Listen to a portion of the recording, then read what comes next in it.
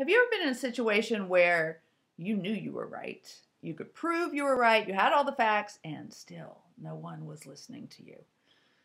Well, I have. And probably the most memorable time was when I moved to Australia when I was still 21, 22 years old. I just graduated from LSU, Louisiana State University in Baton Rouge. I mean, as insular as American education gets. And I thought I knew how to do business. I had a business degree. Well, not in Australia, because there were some things that I just took for granted. These were facts about how you did business. For instance, you blew your own horn. That's the metaphor we use here.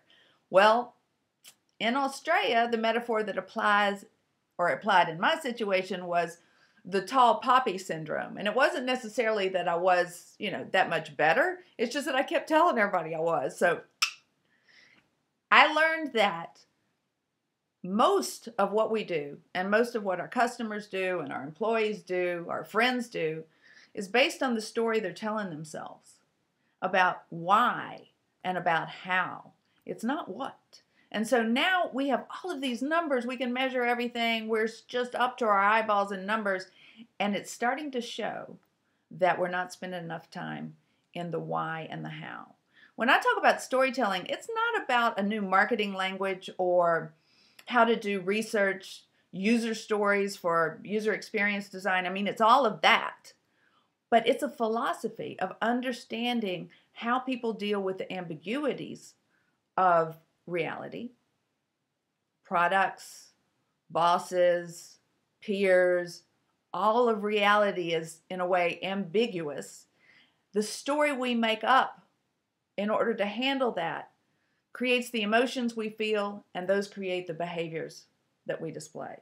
It's all about the story we tell ourselves. And so studying storytelling is studying the language of emotion. And once we understand the language of emotion, then we can make decisions that are not only smart, but they happen. We can make products that are not only exactly what the customer needs, but it's what they want. So when I teach storytelling, say a one-day workshop, I make sure that we leave with stories we can use. Find a story, tell a story, learn how to craft a story, but it's more than that. I want to make sure that people leave understanding that communication is all about stories, not what you say, but how you say it and the interpretations people place on it in terms of why you're saying what you say.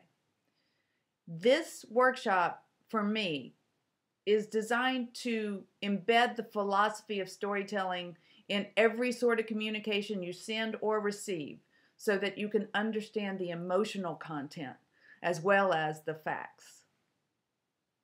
That's why I love storytelling. It makes every kind of communication better.